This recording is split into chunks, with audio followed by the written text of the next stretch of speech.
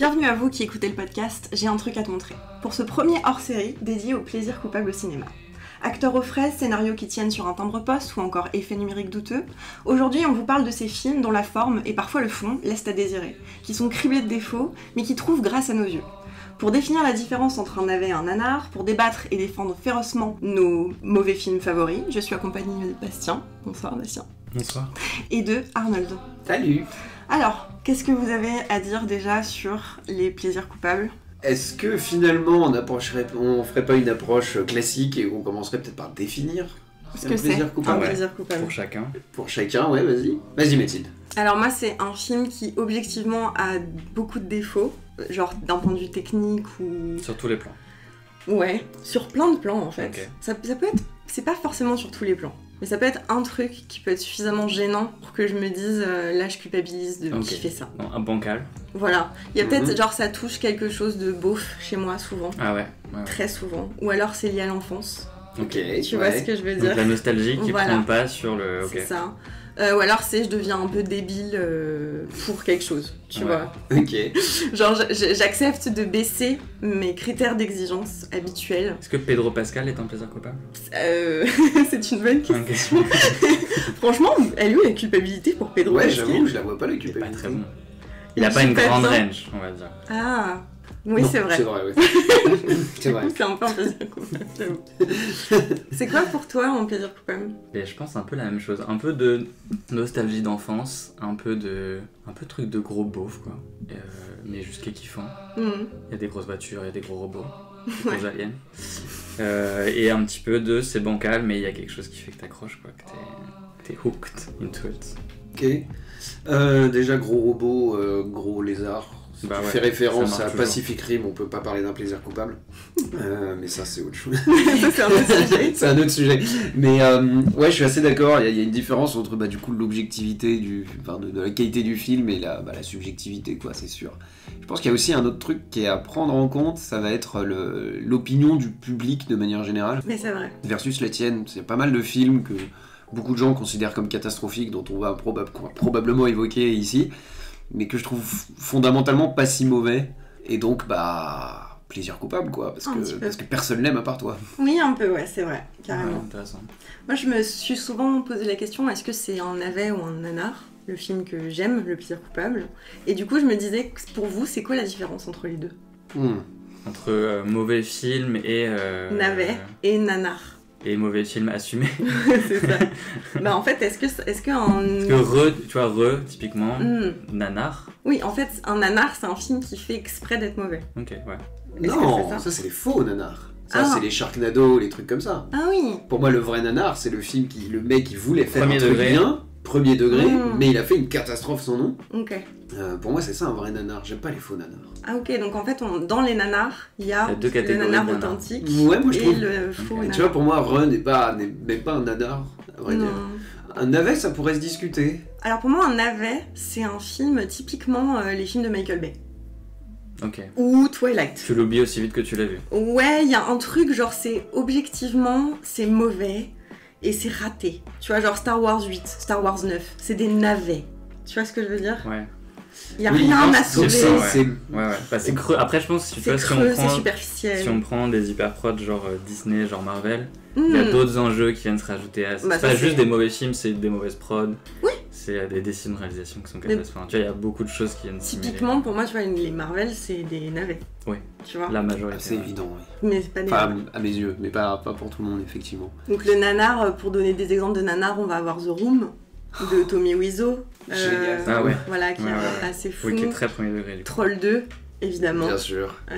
À peu près tous les V-Balls. Oui, c'est vrai. D'ailleurs, gros big up à Karim Debache, quand il a fait Crost avec le film de zombies du V-Ball, j'ai oublié son nom. Putain, Rise of the Dead, un truc comme ça. House of the Dead. Ouais. T'as bien aimé House of the Dead? Tu peux. Les zombies, quoi. Ah là là. Et en gros, moi j'ai découvert un petit peu le nanar avec ce film, parce que Karim Debache dans Crost, il nous disait qu'il fallait absolument voir ce film parce qu'il était tellement mauvais qu'en voyant quelque chose de très mauvais, on comprend Ouais. ce qui est bon. Et c'est vrai que c'est la première fois, typiquement, que j'ai commencé à m'intéresser à l'aspect technique du cinéma. Parce que quand tu vois une scène de course-poursuite dans la forêt qui est clairement illuminée avec des spotlights, tu te dis... Ok, donc je comprends mieux pourquoi est-ce qu'il faut faire attention à la lumière quand on tourne une scène ou des choses comme ça. Et moi, ça a été vraiment ma première porte d'entrée dans le cinéma. Mais je digresse peut-être un peu. Non, mais il y a des films qui sont intéressants comme ça, où tout est tellement mauvais que tu peux le voir comme un « ok, c'est ça qu'il faut pas faire ». Et du coup, tu vois, t'as un petit peu ce contre-exemple sous la scène qu'on a vu là récemment, qui était vraiment flagrant de ça, parce qu'il n'y a rien qui va. Le jeu d'acteurs, les cadrages, le scénario, le choix des costumes, le choix des environnements, les effets rien, numériques. il y a absolument rien qui va. Et du coup, comme il n'y a rien qui va, bah, c'est super facile d'identifier ce qui va, donc il y a très peu d'éléments. Et du coup, bah, tu prends le film à l'envers complètement. Il y a des petits éléments de mise en scène que j'ai trouvé bien dans ce film. Ouais, mais il y en a 3, tu vois. Ouais, après j'avoue que je suis peut-être trop gentil avec le film. C'est vrai qu'aussi quand on me présente un film comme un plaisir coupable, voire même comme un aimé ou un nanar, c'est vrai que j'ai un petit peu envie de le défendre, c'est-à-dire d'aller chercher les 2-3 petites choses que tu mentionnais, les 2-3 petites choses qui sont bien, les quelques-unes, et je m'accroche peut-être un peu trop à ça souvent. Et qui suffisent à apprécier le film aussi. Pas toujours. Parce Dans le cas de sous la scène, non par exemple. Mais... Bah moi oui, tu vois. Ah ouais, il y a 2 scènes qui m'ont plu dedans, je me dis ok, moi ça m'a plu. D'accord, et du coup tu peux définir ça comme un plaisir coupable sous la scène ? Ouais. Ok. Complètement. Mais c'est un peu comme trouver un diamant dans de la merde, tu vois. T'es en mode waouh. Peut-être qu'on va faire la liste des films qu'on va aborder. Ouais, parce que là on digresse. Mais ça va être globalement pas du tout un épisode qui va ressembler au précédent. Donc ça va pas être aussi technique ni aussi pointu. Ça va être quelque chose de beaucoup plus conversationnel. Donc je vous préviens, si vous attendiez ça, on s'en fout. Donc du coup, dans l'ordre chronologique, le premier film qu'on va aborder c'est Lara Croft, Tomb Raider, qui date de 2001. On va évidemment parler de la saga Fast and Furious, parce que là, le débat va être, je pense, riche. La Ligue du Gentleman Extraordinaire en 2003. Constantine, en sortie en 2007. Indiana Jones et le Royaume du Crâne de Cristal, en 2008. Et enfin, Sucker Punch, en 2011, de Zack Snyder. Et je remarque que ce sont que des films des années 2000. Bah ouais. Ouais, il y a peut-être quelque chose, ouais. Donc, est-ce que le plaisir coupable, voilà, là on est est-ce que c'est pas lié à l'adolescence ? On était tous adolescents à cette époque-là. Peut-être. Alors, moi, non, en 2001, moi j'avais 10 ans. Bah, oui, mais à peu près. Enfance, adolescence. On était tous pubères / prépubères, quoi. Mais là, peut-être que du coup, c'est les plaisirs coupables, justement, liés aux années 2000 et qu'on aura d'autres dérives. Parce qu'on aura beaucoup de choses à dire. J'ai fait une liste immense, parce que forcément, tu demandes plaisir coupable à des cinéphiles, ils ont des choses à dire. Donc ça va être une longue série. Ok, est-ce que vous voulez qu'on commence à parler du premier film, Lara Croft Tomb Raider, sorti en 2001 alors du coup, il a été réalisé par Simon West.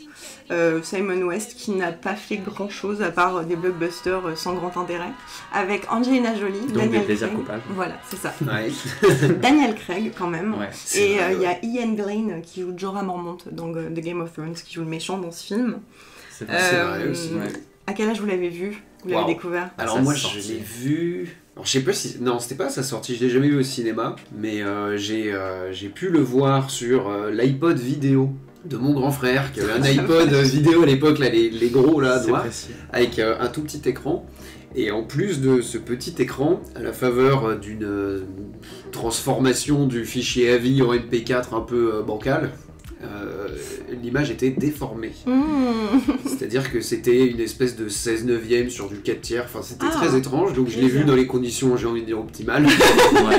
Et avec ça masque pas mal de défauts, quoi. Aussi, Ouais, en même temps ça masque pas mal de défauts, mais quand je l'ai vu, je sais pas, je devais avoir 12 ans ou quelque chose comme ça, donc ça m'embêtait d'avoir le nombril d'Angelina Jolie déformé. Ah, j'imagine, quelle perte. Voilà, ce qui est quand même quelque chose de majeur à cet âge-là, comme intérêt pour un film. Bah pour ce film spécifiquement aussi. Le film comme le jeu, on lui pardonne beaucoup de choses pour le physique de la protagoniste. Et c'est ok. c'est comme ça. I'm fine with it. Je pense que le cast n'est pas innocent, on sait pourquoi on est là. Toi, tu l'as vu dans quelles conditions ? J'ai dû le voir à la télé quand il est enfin passé sur TF1. Donc en 2003-2004. Ouais, voilà. Donc c'est ça sur Énergie 12. Quand j'avais pareil 12-13 ans, donc Angelina Jolie était forcément magnifique. Ouais. Et le jeu d'acteur était oubliable. il existait quoi. Moi, pour le coup, je l'ai vu au cinéma. J'avais 10 ans et je m'en rappellerai toute ma putain de vie. Parce que, en fait, c'était la première fois, je pense, que je voyais à l'écran une héroïne d'action. Et que ça a fait qu'il bougeait quelque chose en moi. Genre, c'était vraiment une meuf qui tabassait des robots. Enfin, non, pas des robots, si un robot. Si, genre des statues en pierre qui défonçaient un max de qui gars. Qui est extrêmement smart, qui est archéologue, qui sait lire des langues anciennes. Et en fait, moi, j'étais en mode, je sais pas si je veux être elle ou si je veux être avec elle. Enfin, je savais pas trop déjà à 10 ans, mais je sentais que dans ma bisexualité, ça commençait, il se passait quelque chose. Bah, elle fait très girl boss, quoi. Elle est millionnaire, elle a un majordome. Enfin, elle traite tout le monde comme de la merde, elle traite son majordome comme une grosse gomme de la merde, pareil son pote geek... Son pote qui fait les robots là, non mais elle est odieuse. Est-ce que vous vous rappelez de l'histoire? Est-ce que vous voulez raconter l'histoire? Ah, je vais bien m'y risquer, j'avoue. Vas-y. Donc l'histoire, tu as le père de Lara Croft. Donc joué par John Voight, qui est le père de Angelina Jolie dans la vraie vie. Ah ouais. D'accord, je sais pas.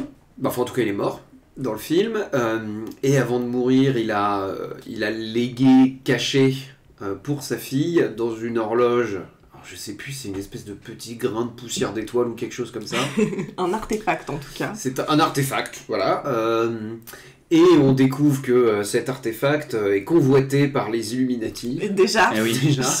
Génial. Mais ça, il est là le plaisir coupable aussi. Ouais, ça, tu vois, ça va dans les théories du complot.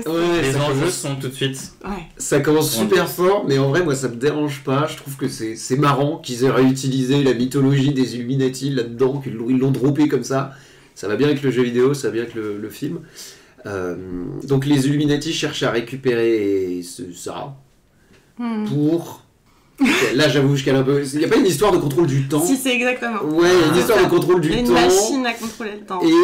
Et comment il s'appelle le méchant qui bosse pour les Illuminati? Il est hyper connu, l'acteur. Bah, c'est Ian Glen, justement. Qui joue Jorah Mormont. Alors, je confonds peut-être avec le 2. Moi, je pensais plutôt au Bellâtre espagnol. Ah non.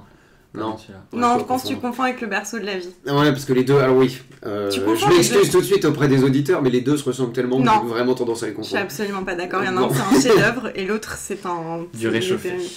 Mais oui, donc du coup c'est... Alors, c'est assez débile cette histoire, mais en gros on va suivre Lara Croft, on la suit déjà dans son immense manoir, donc avec son pote geek qui vit dans une caravane dans le fond du jardin. Très bizarre. Parce que visiblement dans le manoir il n'y a pas la place. Si, ils en parlent, il lui dit qu'il préfère être dans une caravane. Ouais, elle lui dit il y a 80 chambres, bref. Et donc l'excès. Grave. Et donc du coup on va la suivre donc au Cambodge, explorer un temple maudit, ensuite elle va se retrouver en Sibérie, on va voyager dans ce film. En Sibérie, toujours en crop top. Toujours en crop top, évidemment, avec la musique de Nine Inch Nails par contre, donc ça c'est trop bien. La bande son est vraiment pour le coup pas mal. Le film s'ouvre, elle est chez elle en train de s'entraîner en fait, mais ça nous faisait croire qu'elle était dans un tombeau.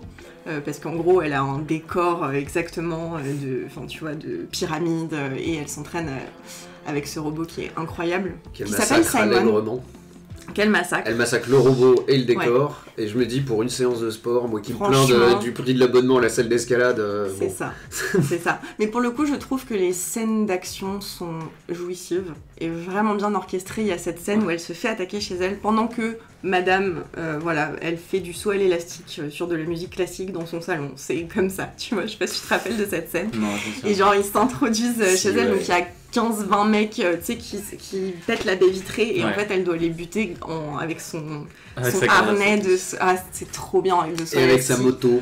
Ah ouais, après sa moto et tout, c'est trop bien. Non mais en fait voilà, c'est des scènes d'action. Ils ont pistolet à clous et des trucs comme ça. C'était pas mal. C'est l'époque de ces films où on était très tolérants. Que ça c'était possible, tu vois. Tu peux tuer un mec avec un pistolet à clous et pas de soucis. Ah non, il y a une vraie suspension de l'incrédulité.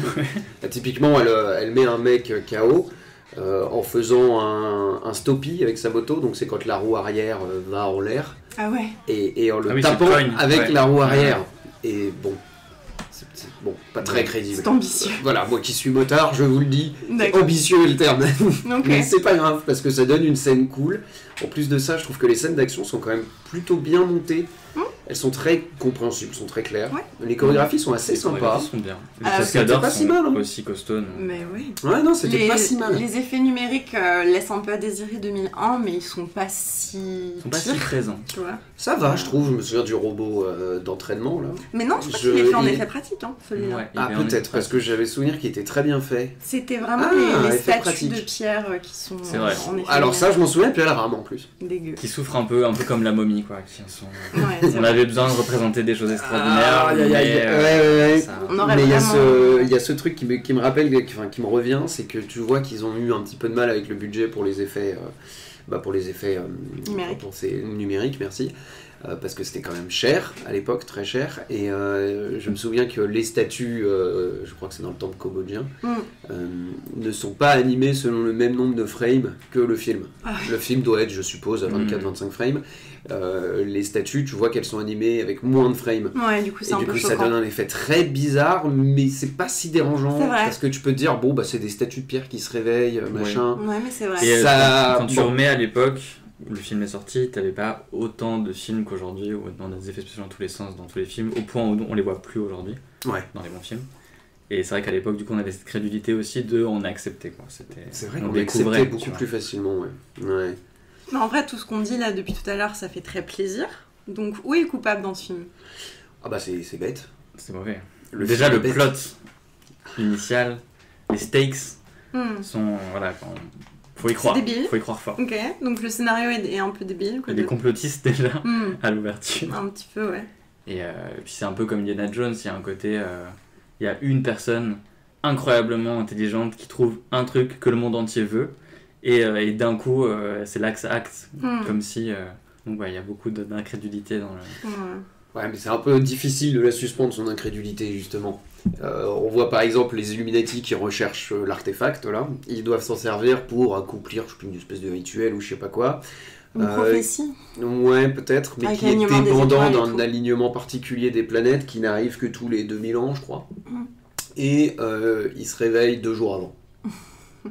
Alors les mecs, franchement, vraiment. vous pouvez vous mettre une alerte Outlook et Non. prévoir au moins 2 mois, quoi. Non, pas vraiment. Non, mais ils se réveillent juste avant, quoi. Genre vraiment, Bah, le très père peu avant. avait caché l'artefact, justement, 20 ans avant. Ah, mais dans la manière dont c'est présenté, t'as vraiment l'impression que c'est au dernier moment qu'ils sont là en mode ah zut. En fait, la Alignement scène des d'attaque planètes. dans son manoir aurait pu se produire il y a 30 ans. Oui, Non, oui, je pense c'est pas. sûr. Ouais. Ouais, mais non, il fallait que ce soit... Voilà. D'ailleurs, elle observe les étoiles avec un télescope qui doit appartenir à la NASA, tu vois, genre elle a un télescope géant chez elle, enfin c'est nimp. Moi pour le coupable, évidemment, je parlais du male gaze, parce Ouais, que forcément, ouais. c'est un des premiers, enfin c'est un des premiers, non pas du tout, je dis Ouais, n'importe vraiment quoi. pas. C'est juste un exemple de la manière dont elle est montrée dans ce film, son corps est très découpé, on va beaucoup montrer ses formes, ses lèvres, ses seins, enfin voilà, évidemment en même temps c'est Lara Croft, donc c'est la licence Lara Croft, évidemment qu'on essaye voilà, que la sexualité a un rôle important là-dedans, mais Et les c'est... mecs sont nulos aussi dans le... non, elle a Ah, Daniel Craig, il était pas vénère aussi. un ça romantic allait. interest qui est pas trop mal. Ah voilà. ouais. Son pote geek est un peu nul. Tous C'est les un gros méchants nul. sont des hommes, sont assez nuls. C'est Parce vrai. qu'elle Non. met pas son difficulté. Bah non, justement, le méchant... à la Alors fin, le méchant principal, Mm. c'est le seul qui se défend. Mais Mm. sinon, il y a globalement un peu le côté... C'est une surhumaine... Oui, mais elle est ultra sexualisée. Ça oui. Oui, mais Genre, elle est ultra sexualisée, mais surtout, il la sexualise à des moments ridicules. Ouais, quand la On en scène a- de la douche. Ouais, là, alors, Vraiment, la ça scène de va la pas. douche, on en dirait avait une parlé pub d'ailleurs Choyard. dans l'épisode sur la représentation féminine dans les films d'action, mais il y a vraiment... Elle est en Sibérie pour atteindre un temple quelconque. Donc elle a un énorme manteau de fourrure, une énorme chapka et un crop top en dessous. Et tu te dis, mais dis donc, Ça couvre les bras. il a pas froid ton nombril? Ouais, Bon, décidément, le nombril, c'est une zone... Bah moi c'est ce qui m'a choqué le plus, c'est cette scène-là, spécifiquement parce que déjà elle est très bête, et puis parce que bon bah le nombril d'Angelina Jolie quoi, c'est pas désagréable à regarder quand même, on va pas se leurrer. Non, puis voilà, Mais, elle monte sur sa moto, gros plan sur son cul, enfin voilà, c'est gratos, c'est tout le temps, Voilà, ça ne C'est s'arrête ça, jamais. et ça s'arrête jamais, et c'est parfois à se demander si c'est pas clairement fait exprès dans le sens où ils auraient pu faire un plan ou une scène particulière, Ah, mais mais ils c'est ont parti, changé pour pouvoir montrer la plastique Ça d'Angelina fait Jolie. partie du succès du film aussi, tu vois. Mais je pense que si, ouais, je pense que ça fait partie du succès. Donc je dirais que c'est un peu... T'étais un mec qui voyait ce film à l'époque, t'allais pas le voir spécialement pour le plot ou parce que t'as une grande curiosité de l'archéologie. Tu y allais parce qu'il y a Angelina Jolie qui casse des gueules et qui est sexy pendant tout le film. Ouais. Du coup, je me demande pourquoi ma mère m'a emmené voir ça, mais je suis contente. Après, c'est une femme forte. Ouais. Ta maman, elle est sexualisée. Ma mère, elle adore. Ouais, elle aime bien les plaisirs coupables comme ça. Mais alors, ceci dit, c'est, je trouve, pour le début des années 2000, plutôt une bonne adaptation de jeux vidéo. J'ai trouvé. Qui sont rares, les bonnes adaptations. Qui sont très rares. À l'époque, il n'y avait que des catastrophes. Et là, ça va. On sent que le film s'est pas trop emprisonné dans les codes du jeu vidéo. Ils ont repris les grandes lignes, c'est-à-dire nana badass, 2 pistolets, le jeu deux de pistolets base, et puis des tampes, quoi. C'est assez permissif, quoi. On n'est pas sur un Voilà, scénario très... mais c'est pas mal. Là-dessus, c'est pas mal. Ouais, c'est vrai. Après, plaisir. C'était une bonne coupable, parce que interprétation. ouais, clairement. Mais On plaisir avait de coupable, parce que l'archéologie, c'est on bête avait et- des méchants, on avait des secrets enfouis Et une bonne meuf. et une bonne meuf.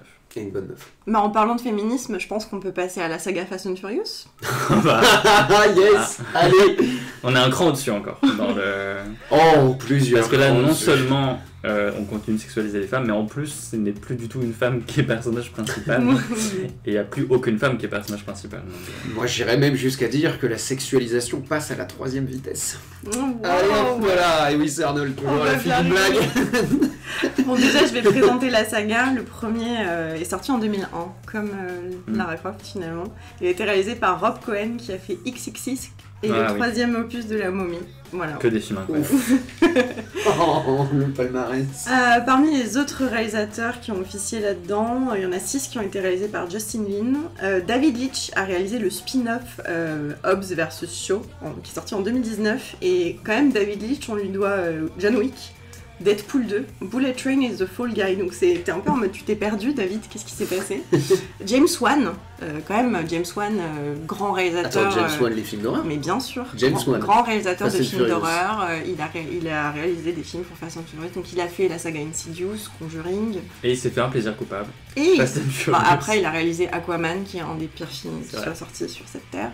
Ou enfin, Cocorico, Louis Leterrier, qui a réalisé à l'époque ce navet ultime qu'est Le Choc des Titans, avec Sam Worthington. Ah, qui On en était tenait une incroyable. bonne. Il est très bon très film. très difficile à regarder celui-là. Voilà. J'ai adoré ce film. Ah, celui-là, Une c'est. puissance.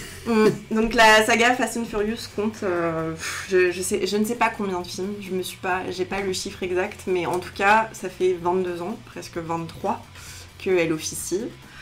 Allez-y, parlez-en moi, parce que... Il y a tellement de choses à dire, je vais laisser Bastien commencer, hein, parce que. C'est vrai. Moi, je pense que c'est Tokyo Drift qui m'a le plus marqué.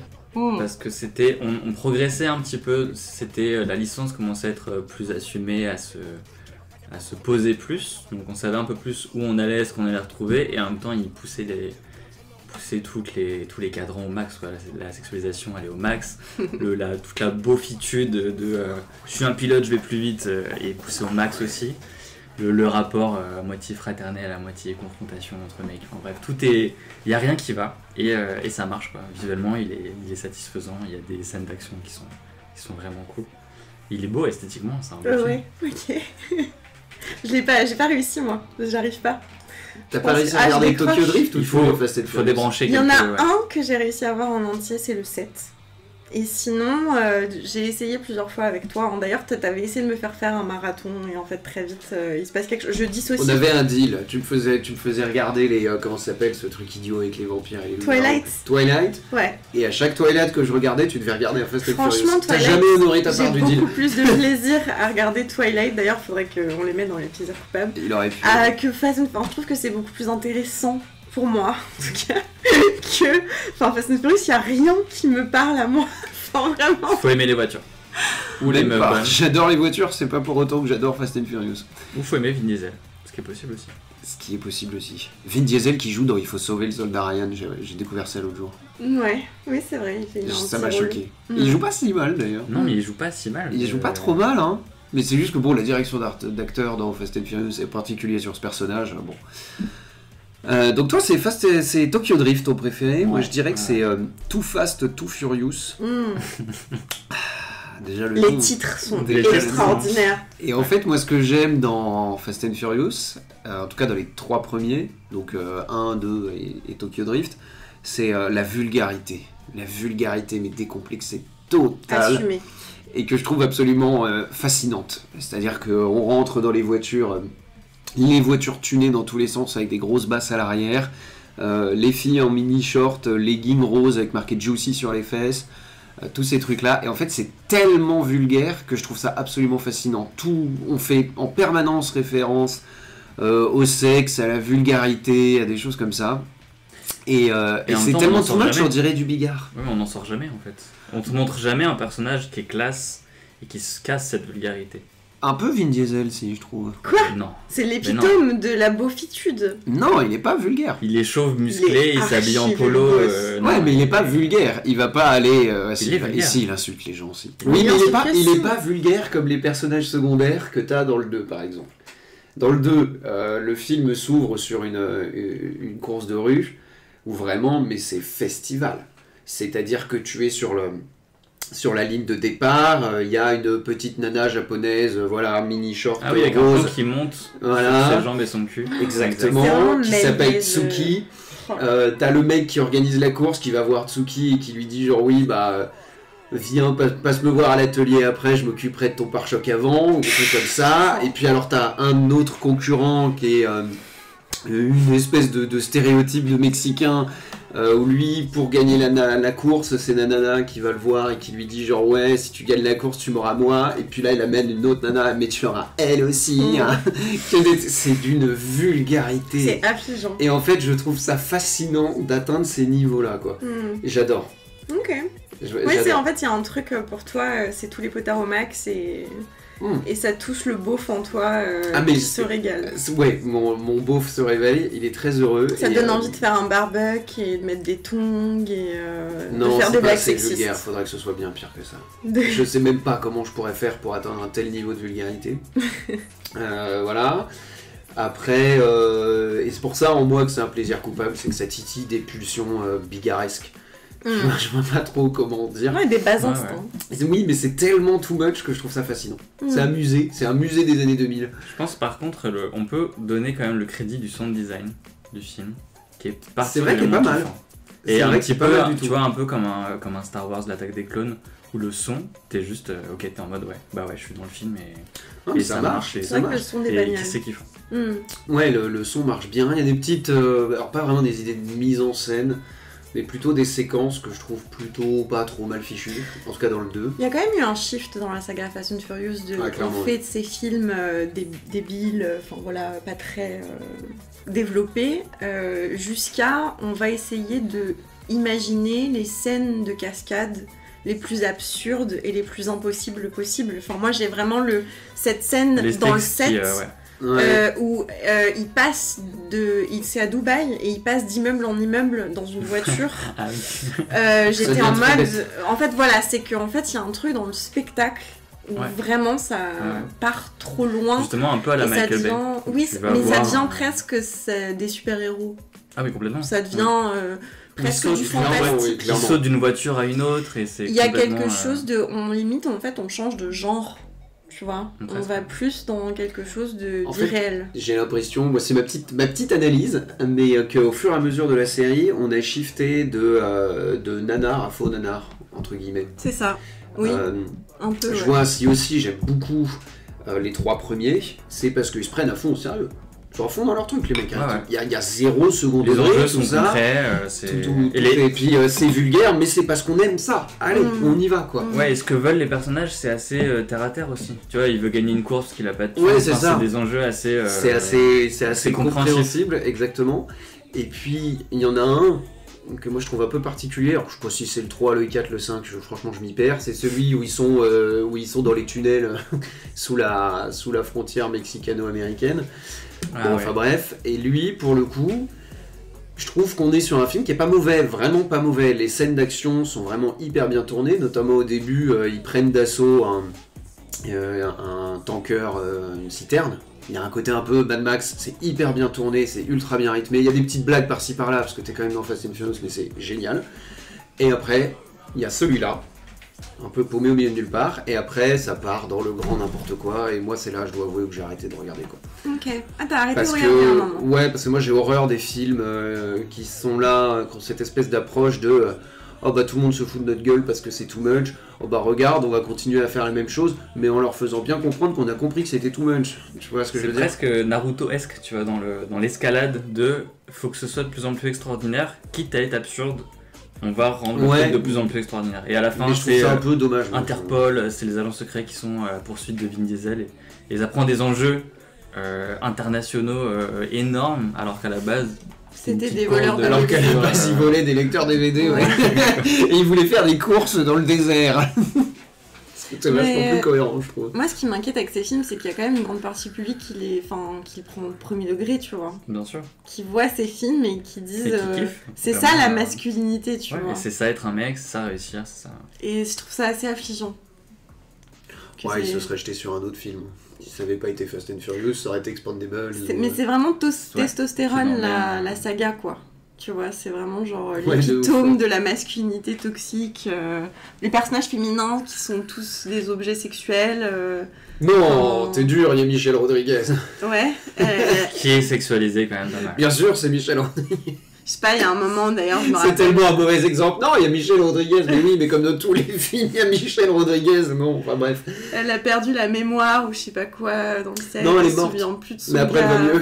Non, elle se fait tuer dans le 4, là, celui dont je parlais, sur la frontière. Elle se fait tuer. Elle revient. D'ailleurs, elle conduit une muscle car anglaise ultra inconnue qui s'appelle la Jensen Interceptor, qui est une merveille. Mais bref, ça, tout le monde s'en fiche. Mais elle se fait tuer, mais après, ça va mieux. Ouais. Non, le plaisir des voitures aussi, on n'en parle pas, mais il y a aussi ce truc de je vais voir des voitures rares, des voitures de collection, qui vont faire des scènes incroyables, ils vont même détruire des voitures incroyables. Et ok, bah là, t'es vraiment. Si t'aimes les voitures, c'est vrai que moi j'aime beaucoup les voitures, j'aime beaucoup la technique parce que je passe beaucoup de temps à bricoler des bagnoles et je sais à peu près de quoi je parle. Ça fait aussi un peu partie du plaisir coupable qui est de les voir parler mécanique. Ils disent absolument n'importe quoi et c'est à mourir de rire. Voilà, notamment une première scène dans le 1 où il y a Brian qui va exploser son moteur parce qu'il a utilisé la nitro trop vite. Et que, si je cite Vin Diesel, il ne fait pas du double débrayage comme il devrait, et qu'il passe ses vitesses comme une grand-mère, tout ça n'a aucun sens. Okay. Absolument aucun sens. L'usage de nitro excessif dans ces films est incroyable. Ah mais moi ça, je trouve ça trop drôle. Je trouve ça trop drôle. Et c'est vrai qu'il y a la voiture qui commence à biper de partout et qui commence à afficher des diagnostics sur un écran en disant bon bah il y a ça qui va pas, il y a ça qui va pas. Ça n'a aucun sens. Je vous le dis tout de suite. Aucun sens. C'est très drôle. Bon, moi ça me fait un peu marrer, j'avoue. Il y a tout un truc aussi autour de la famille dans Fast and Furious. Ah ouais. Qui a fait un mème. Oui. C'est carrément un mème aujourd'hui, ouais. C'est vraiment genre... Il devient immortel parce que c'est pour la famille. Ouais, c'est ça, c'est très bizarre. Et moi j'avais vu le set justement où Paul Walker était mort. Il est mort dans un accident de voiture, ce qui est quand même assez triste. En tant que passager. En tant que passager. Et en fait, ils avaient recréé son visage pour une scène d'adieu à Paul Walker. C'était un des premiers d'ailleurs, une des premières utilisations de cette technologie. Ouais, c'est vrai, ça m'avait étonné à l'époque. Exactement. Et alors, est-ce qu'elle est émouvante la scène ? Alors, pour ressentir de l'émotion, il faut ne pas être dissocié. Comme je t'explique, moi, quand je regarde en Fast and Furious, je ne suis plus dans mon corps. C'était pas si mal fait, mais t'as pas la même connexion qu'avec un acteur. Non, et puis est-ce que Paul Walker est vraiment un acteur ? Ça se débat. Honnêtement, quand on voit... c'est un peu comme Keanu Reeves, tu vois. Ouais. Oui, mais Keanu Reeves, ça a l'air d'être au moins une personne bien. Paul Walker, je sais pas. Et faut reconnaître qu'il joue quand même vraiment mal. Mais il joue comme une saucisse, quoi. Enfin, c'est pas... Ouais, personne joue très bien dans ce film. Faut pas... C'est vrai qu'ils sont pas là pour... Non, c'est très vrai, finalement, oui. Personne on leur bien. donne des dialogues, je pense que tu mets n'importe qui dessus. Non, et puis t'as une direction d'acteur. Moi, je pense une scène dans le 2. Je suis désolé, je vais ressortir Anatomie d'une scène. Vas-y. Il y a une scène dans le 2 où tu as Brian, donc Paul Walker et son pote, dont j'ai oublié le nom, Tyrese je crois, ou quelque chose comme ça, bref. Ils se font emmerder par des gars qui, eux, conduisent des grosses voitures américaines et qui sont en blouson noir, machin, tout ça. Qui se foutent de la gueule de Paul Walker et son pote, qui, eux, conduisent des voitures japonaises, des jouets, quoi. Et puis, à un moment où Tyrese, pour se foutre de la gueule des blousons noirs, là en fait genre Ah ouais, ouais, well done Fonzie. Oh putain. Bon, et en fait ce qui est assez choquant, c'est que c'est évident que ce moment-là, il aurait dû être joué en mode hey, Fonzie. Je sais pas si vous voyez ce que je veux dire. Genre c'est son truc. Registre. Dans Fonzie, c'est son truc de faire hey, comme ça, donc... Mais là, non. L'acteur ne comprend là, pas. Là, l'acteur ne l'a pas fait, et je me dis, c'est quoi cette direction d'acteur? C'était absolument évident. Même moi, qui suis français, qui n'ai pas les codes américains, je savais que ce moment-là était incroyablement mal joué. Mais en fait, je pense qu'il n'y a pas de direction d'acteur. Ouais, peut-être. Et d'ailleurs, ils ne jouent pas, les acteurs. Ils jouent pas. Il y avait des disputes justement entre The Rock et Vin Diesel qui ont été reprises dans les films. Enfin, genre, en fait, juste, c'est les acteurs, ils ont les pleins pouvoirs, ils sont payés des millions pour en branler pas d'eux, et ils sortent de leurs trailers, et ils arrivent, à mon avis, ils connaissent pas leur texte, et puis, enfin, tu vois, genre, ils font n'importe. Parce qu'ils rapportent beaucoup aussi. Tu vois, The Rock, Vin Diesel, c'est des acteurs qui ramènent un public énorme. Juste, ils sont là, et voilà. En plus, c'était la période des années 2000, Vin Diesel, il ramassait quand même tous les films possibles d'action qui sortaient à ce moment-là, XXX, les Chroniques de Riddick, enfin bref, c'était que des films qui marchaient bien en plus. Donc ouais, il pouvait se permettre de mal jouer. Ouais. Est-ce que vous avez quelque chose à rajouter sur la saga Fast and Furious? C'est trop bien, c'est tout. Moi, tu vois, j'avais pensé à faire une échelle du plaisir et du coupable. Genre vraiment là, zéro plaisir. Pour zéro moi, plaisir pour à toi zéro. Ok. Si, je te dis cette scène où ils vont d'immeuble en immeuble à Dubaï. Ça m'a marqué. Et c'est le seul truc. J'aime bien ton idée d'échelle. Vas-y, je vais me baser sur le 2, je vais dire en plaisir. Sur 10, je mettrais un 7. Quand même. Ah, quand même, ouais, j'aime vraiment bien. Puis Eva Mendes, elle est jolie. En termes de culpabilité, je mettrais un 5. Oh ouais, tu culpabilises pas trop. Non, parce que je sais pourquoi je l'aime. Ok. T'as ce second degré qui te permet de dire je ne suis pas comme ça. Juste, ouais, genre juste laissez-moi de temps en temps, s'il vous plaît, soyez cool. Toi, sur l'échelle du plaisir et de la culpabilité? Je mettrais un 7 aussi pour le plaisir, mais pour les premiers films. Après, bon, ça part un peu en vrille. Mais j'aime beaucoup Vin Diesel, donc je pense que j'aime beaucoup ses films. Je trouve génial en fait, j'adore. Vraiment, il y a rien qui va, j'adore. C'est génial. Donc j'accroche tout de suite, évidemment. Pour le chaos, quoi. Ouais.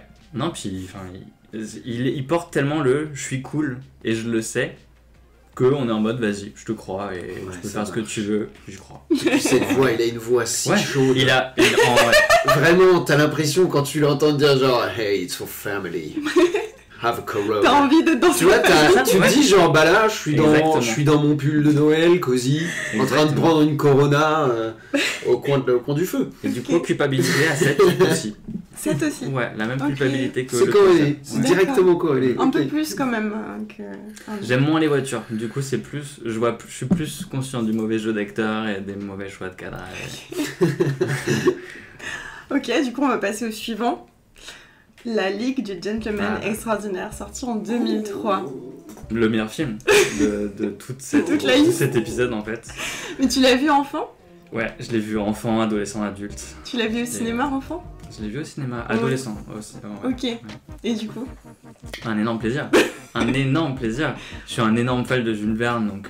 Forcément, voilà, le Nautilus. On a tout le fantasy du Nautilus, du Capitaine Nemo. On a vraiment tous les romans, tous les personnages de romans qui sortent, qui sont nuls, objectivement mais qui sont quand même présentés de manière très incroyable. C'était aussi un des premiers films, un peu à la Watchmen, un peu à la, comme les premiers Marvel où on présentait des super-héros, un groupe de super-héros. Et c'était la première fois qu'on voyait ça. Un peu comme les X-Men aussi. Exactement. Et donc on balbutiait encore dans le film de super-héros. Et là on était à un autre registre. On ne présentait pas un setting de science-fiction avec des enjeux vraiment incroyables. On était dans un Londres où t'as un mec qui poursuit un Dr Jekyll complètement fou. Et donc voilà, t'étais plus ancré dans la réalité. Et en même temps, c'est un nanar. Oui, mais de l'extrême. Ouais. Mais on te fait plaisir, on te fait beaucoup plaisir dans tout le film. Et on te montre ce que t'as envie de voir du début à la fin. On va en débattre. Donc c'est Steven Norrington qui l'a réalisé, c'est quand même le mec qui a fait Blade. Donc, Blade aussi, longue histoire, très longue histoire. Notamment avec Sean Connery, Shane West.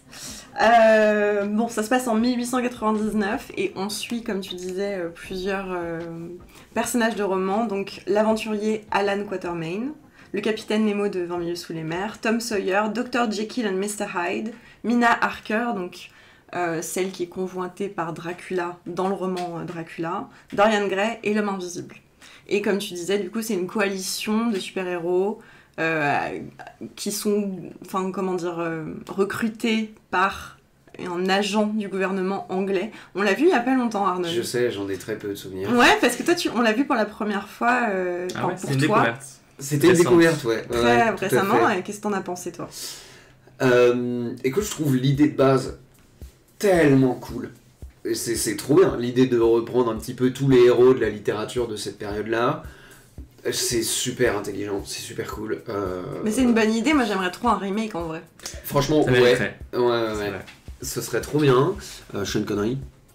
Qui porte le film. Ouais, alors clairement, franchement, il a pas envie même si il a... Voilà, c'est ce que j'allais dire, ça se sent qu'il a pas envie. Il joue pas. Il joue, non. Non, il joue pas, il est juste là. Il fait ses scènes. Ouais, c'est ça. Il prend ce qu'il a à prendre. Son enveloppe et... Ouais, c'est ça, c'est dommage, parce que c'est Sean Connery, quoi. Enfin, et il joue Alan c'est Quatermain. Sean Connery.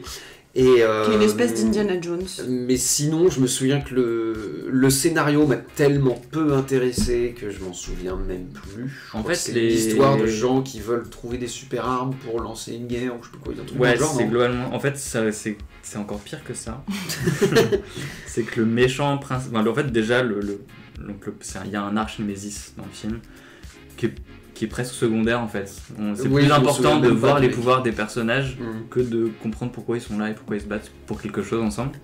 Et on te révèle le plot au fur et à mesure, on a un plot twist, etc. La construction classique. Mais c'est vrai que les enjeux, c'est il veut donc copier les pouvoirs des super-héros pour en faire des super armes, pour les vendre aux plus enfants et en gros devenir un petit peu le puppeteer du monde en donnant des armes par-ci par-là pour équilibrer les puissances dans le monde. C'est pas super. C'est pas ouf. Non. Moi d'ailleurs, j'en avais aucun souvenir. C'est un vendeur d'armes en fait. Ouais. C'est Iron Man. Mais bon, j'avais souvenir aussi que les scènes d'action étaient quand même très brouillons. Non, elles sont mauvaises. Qu'on comprenait pas grand chose. C'est filmé, mais. Et que d'un point de vue lumière. Oh, bah, alors là. D'un point de vue lumière, c'est cata. Ça n'allait pas du tout. Il n'y a pas de lumière dessus. D'ailleurs, je me souviens. On voit rien. Je me souviens qu'avant même de lancer le film, j'ai fait un pari avec Mathilde où je lui ai dit je te parie que ça va être de l'époque victorienne débilement sombre où il pleut tout le temps, machin. Enfin bref, j'ai dressé un petit peu la direction artistique. Ouais, c'est un film que et si tu je vois, me suis pas planté une seule seconde. Si tu le vois avec une fenêtre ouverte, tu ne vois pas le film. Oui, c'est ça. Un peu comme. C'est à peu près ça, ouais. Ouais. Mais donc je dois avouer que j'ai pas trop aimé. J'ai passé quand même un relativement bon moment. J'ai trouvé que tout ce qui était les décors, les accessoires, les choses comme ça était plutôt plaisant, plutôt fun. Il y a des scènes plutôt pas mal. Il y a quelques scènes. Voilà, il y a quelques scènes qui étaient très bonnes. La scène où Dorian Gray se fait truander par deux mecs à la mitraillette. Et qui s'époussette un peu comme si. Oui, il y avait des moments qui étaient pas mal. Les effets numériques. La scène de course-poursuite en voiture dans un Venise qui est en train de s'effondrer dans tous les sens. Ouais. Alors celle-là, elle était très brouillon, la séquence. Elle est très brouillon, mais elle est incroyable. Mais c'est vrai que cette scène, justement, c'est la première scène où en fait les personnages sont attaqués et on va montrer leur pouvoir. Et du coup, comme tu disais, il y a quand même une mise en scène de ces pouvoirs qui est assez jouissive. Et c'est vrai que le gars, oui, en effet, se fait tirer dessus. Et en fait, il transperce le mec avec son épée qui lui a tiré dessus. Et le gars, alors, plan gratuit, lui arrache son haut. Donc là, t'as un plan sur le torse de Stuart Townsend, comme ça, très gratos. Et en fait, t'as vraiment les balles, qui est un copier-coller des premiers X-Men où Wolverine se régénère. Exactement. Et le mec lui dit qu'est-ce que t'es, et il lui dit je suis compliqué. Et c'est Dorian Gray. C'est vrai que c'était pas voilà. Et après c'est les dialogues sont potaches à mort. En fait, moi ce que je reproche au film c'est genre le potentiel que ça avait. Mais genre la nullité du résultat. Putain, en fait, c'est quelques scènes qui te disent ok, ça aurait pu être incroyable. La scène où Quatermain il se met à la poursuite du Dr. Jekyll sur les toits de Londres. Il y avait un potentiel de malade. Il y a un potentiel énorme. Et c'est dégueulasse à l'écran. Ça n'a aucun sens. Enfin, vraiment, c'est trop chiant. Les effets spéciaux sont catastrophiques. Pareil, les effets spéciaux sur la vampire. Franchement, alors elle se fait bolosser parce que c'est une meuf. Je ne me souviens même pas du personnage. En fait, elle est oubliable. Film des années 2000, sexisme à l'écran à balle, elle se fait sexualiser par la moitié des personnages masculins dans le groupe. Elle se fait traiter genre en mode boniche, ramène-moi un verre. Qui lui dit bonne dame, restez tranquille sur votre canapé. Exactement, genre non mais c'est tellement horrible et en fait la pauvre elle a genre 3 répliques, elle sert à rien alors que c'est une vampire et qu'elle alors qu'elle est centenaire en plus je crois. Mais bien sûr Mina Harker, enfin bref. Elle trahit pas à un moment elle. Non c'est pas elle qui trahit, c'est Dorian Gray. Évidemment que Dorian Gray va les trahir, tu vois. Et obviously. En fait, donc c'est l'homme invisible. J'en ai aucun souvenir. C'est l'homme invisible qui est soupçonné comme étant le traître parce qu'il est un peu roublard et qui se met à poil et qui bat justement Mina Harker. Ouais. Je me souviens de cette scène. Donc tout le monde pense qu'il est un peu creepy et c'est un coupable tout à fait crédible.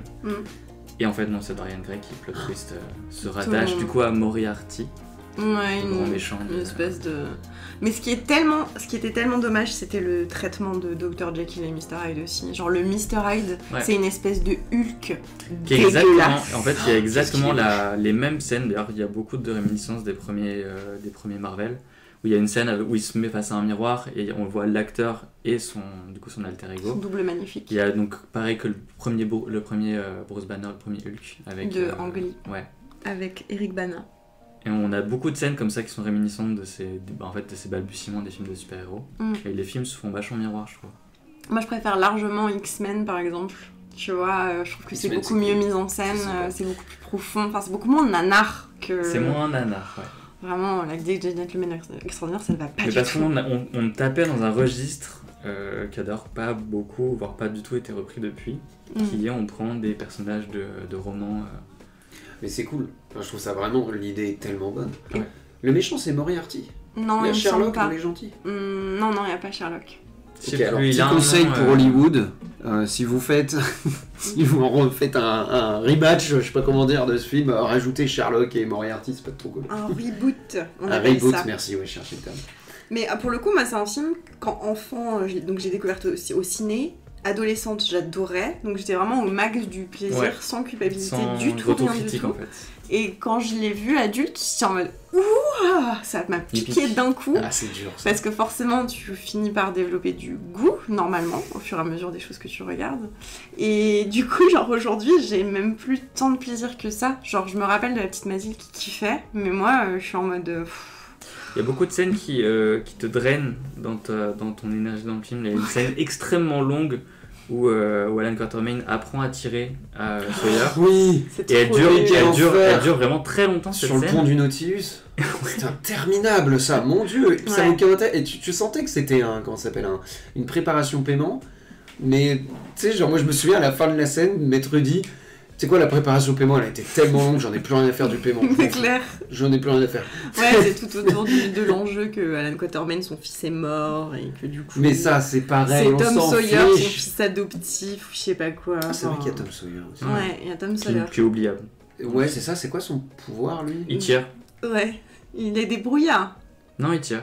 Si, il est débrouillard. Mais il tire, mais c'est un pistolet américain. Il tire, mais c'est Quatermain qui lui a appris à tirer? Non, il lui apprend pas à tirer. Si, il lui apprend à tirer avec précision. Ah oui, parce qu'au début, c'est un peu pistolero, il tire dans tous les sens. Donc en fait, au début du film, littéralement dans la diégèse, ils ont juste recruté un gamin, quoi. Mais Tom Sawyer, Tom Sawyer, dans les livres, il a pas de flingue. Non, c'est un gosse, non? Il y a pas de... Je l'ai lu il y a très longtemps, j'en ai ça serait drôle. Pour moi, c'était juste un gamin un peu débrouillard. Okay. J'avais ça en tête, mais je me trompe peut-être. Il fait que tirer dans le film. Il est pas particulièrement débrouillard. Et draguer Mina Harker. Ouais, c'est vrai. Ouais. Qui se fait draguer par la moitié des personnages, comme il disait. C'est pas censé être un gamin? Non, il a 20 ans. Qui se fait draguer par tout. D'ailleurs, il y a une scène qui est quand même un peu touchante entre Mina Harker et le Dr. Jekyll, qui sont un peu les deux monstres réellement du film, et qui ont les seuls personnages avec une vraie vulnérabilité. Tout le reste est gentiment. Ouais, c'est assez cata. C'est pas bon. Du coup, on passe au prochain. Allez. Constantine, sorti en 2007, de Francis Lawrence. Donc Francis Lawrence qui a fait Je suis une légende et Hunger Games 2 qui était vraiment bon, et le 3 et le 4 qui sont terribles.